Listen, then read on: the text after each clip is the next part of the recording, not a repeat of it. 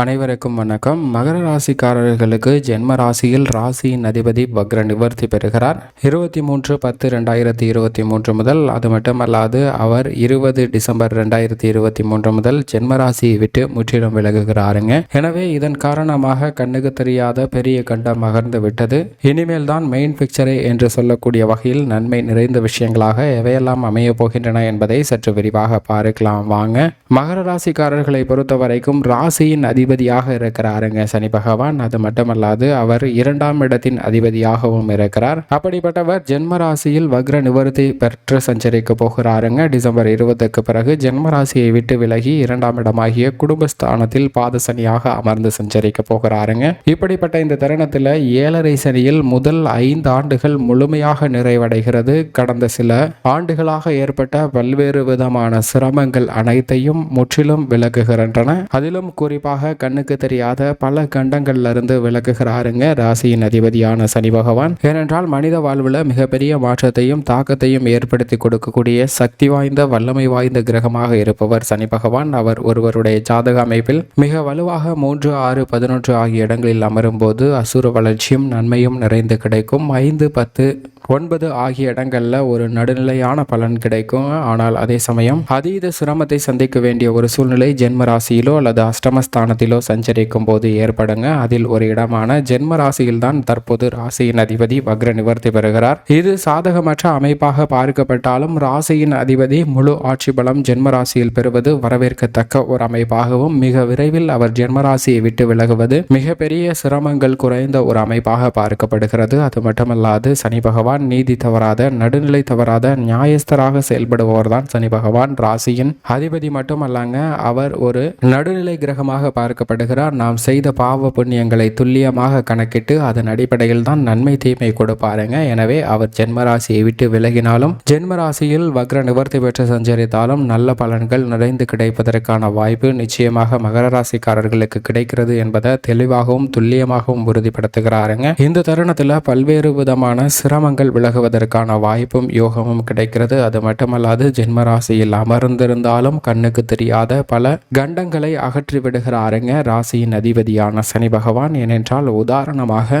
ஒருவருக்கு பசி பயங்கரமாக இருக்கிறது. அப்படி பயங்கர பசியுடன் இருக்கக்கூடிய நபர் அருகாமையில் உள்ள உணவகம் செல்கிறார். அந்த உணவகத்தில் உணவு சாப்பிட்டு தன்னுடைய பசியை போர்க்கிக் கொள்கிறாம் என்று நினைத்து உள்ளே சென்று தன்னுடைய பையில் பணம் இருக்கிறதா என்று பார்க்கும் போது அவரிடம் பணம் இல்லைங்க. பணம் இல்லை என்பதை அறிந்தவுடன் அந்த உணவகத்தை விட்டு வெளியே வந்து விடுகிறார். பணத்தை எங்கோ தொலைத்து விட்டார் போல் தெரிகிறது. ஆனால் அந்த பணம் இருந்திருந்தால் அவருடைய பசி நிச்சயமாக போயிருக்கும். என்ன செய்வது என்று தெரியாமல் பசியில் வெளியே வந்த அவர் அப்படியே கால்நடையாக அங்கு நடந்து சென்று கொண்டிருக்கிறார். அப்படி சென்று கொண்டிருக்கக்கூடிய வேளையில் அருகாமையில் உள்ள ஆலயம் ஒன்றில் அன்னதானம் வழங்கப்படுகிறது என்பதை கேள்விப்படுகிறார். இதை கேள்விப்பட்டவுடன் அவருக்கு மகிழ்ச்சி அடைகிறது. ஏனென்றால் பசி தீர்க்க ஒரு வழி கிடைத்துவிட்டது என்று அந்த அன்னதான வரிசையில் சென்று நிற்கிறாருங்க.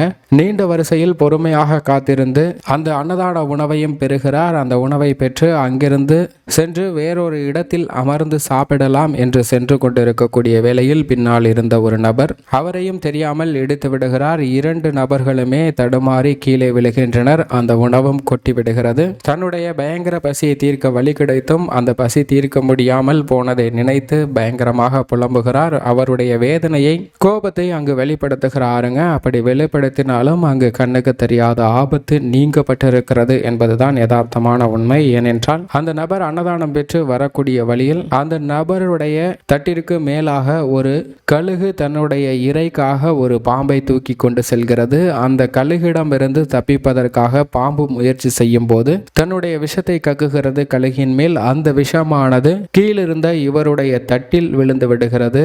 அந்த தட்டில் தான் அவர் பசி தீர்க்கலாம் என்று கையில் கொண்டு வந்தார். அதுதான் பின்னால் இருந்த நபரால் இடித்து கீழே விழப்பட்டு வீணாக்கப்பட்டது. இதனால் அவருடைய பசி தீராமல் பல சிரமங்கள் அதீதமாக ஏற்பட்டாலும் கண்ணுக்கு தெரியாத மிகப்பெரிய கண்டமானது அவரை விட்டு அகன்றிருக்கிறது என்பதுதான் யதார்த்தமான உண்மையாக பார்க்கப்படுகிறது. அதுபோன்றுதான் ராசியின் அதிபதியான சனி பகவான் ஜென்ம ராசியில் வக்ர நிவர்த்தி பெற்றாலும் கண்ணுக்கு தெரியாத பல கண்டங்களை விளக்குகிறாருங்க. அது மட்டுமல்லாது ஜென்ம ராசியை விட்டு மிக விரைவில் விலகுவதால் இனிமேல் தான் மெயின் பிக்சரே என்று சொல்லக்கூடிய வகையில் 7.5 சனியின் கடைசி காலகட்டமாக இருந்தாலும் கூட நல்ல பல பல நன்மைகளும் முன்னேற்றங்களையும் நிறைந்து கொடுக்க போகிறார் என்பதில் சந்தேகமே இல்லை. இந்த தருணத்தில் மிக விரைவில் பஞ்சமஸ்தானத்தில் குருவும் அமர்ந்து விடுவாருங்க. எனவே பல நன்மைகள் நிறைந்து கிடைப்பதற்கான வாய்ப்பும் யோகமும் உருவாகிறது. அது மட்டுமல்லாது ராகு அதீத நன்மை கொடுக்கக்கூடிய 3ஆம் இடமாகிய சகாயஸ்தானத்தில் வீற்றிருக்கிறாருங்க. பல கிரகநிலைகள் சாதகமாக சஞ்சரிக்கக்கூடிய இந்த தருணத்தில் ராசியின் அதிபதியும் ஜென்ம ராசியை விட்டு விலகக்கூடிய சமயத்தில்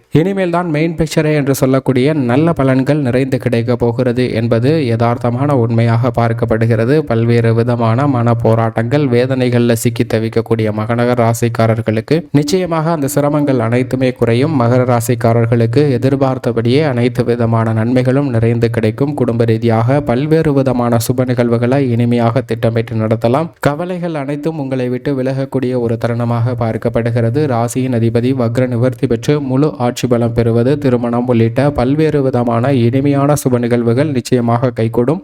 குழந்தை பாக்கியம் உள்ளிட்ட எதிர்பார்க்கக்கூடிய பல நல்ல செய்திகள் இனிமையாக கிடைப்பதற்கான வாய்ப்பும் யோகமும் உண்டு. மகிழ்ச்சி அளிக்கக்கூடிய வகையில் இல்லத்தில் பல சுப நிகழ்வுகள் நடைபெறுவதோடு மட்டுமல்லாது ஒற்றுமை அதிகரிக்கக்கூடிய ஒரு சிறந்த தருணமாக பார்க்கப்படுகிறது. அனைத்து விதமான சிரமங்களையும் தவிர்த்து நல்ல முன்னேற்றத்தையும் வெற்றி வாய்ப்பையும் நிறைந்து கொடுக்கக்கூடிய ஒரு அமைப்பாக பார்க்கப்படுகிறது. உத்தியோக ரீதியாக பல்வேறு வகையான சிரமங்கள் அனைத்தும் விலகுகிறதுங்க. சனி பகவான் மிக வலுவாக சஞ்சரிக்கக்கூடிய இந்த தருணத்தில் நிரந்தர வேலை வாய்ப்பு கிடைப்பதற்கான யோகம் இருக்கிறது. உத்தியோக ரீதியாக பல சிரமங்கள் மகர ராசிக்காரர்களை விட்டு நிச்சயமாக விலகும். 7.5 சனியின் கடைசி காலகட்டத்தில் இருக்கக்கூடிய உங்களுக்கு எதிர்பாராத உத்தியோக மாறுதல் ஏற்படும். தொழில்துறை வியாபாரத்துறையை பொறுத்த வரைக்கும் இந்த தருணத்தில் துணிந்து பல முடிவுகளை எடுக்கலாம். அவை அனைத்தும் இனிமையாக நல்ல முன்னேற்றத்தை கொடுக்கக்கூடிய வகையில் அமைய போகிறது. எந்த காரியத்தை கையில் எடுத்தாலும் மனநிறைவுடன் திருப்திகரமாக வெற்றிகரமாக செய்து முடிக்கக்கூடிய வாய்ப்பும் யோகமும் கிடைக்கிறது. பல்வேறு விதமான தடைகள் தாமதங்கள் அகன்று நல்ல முன்னேற்றத்தை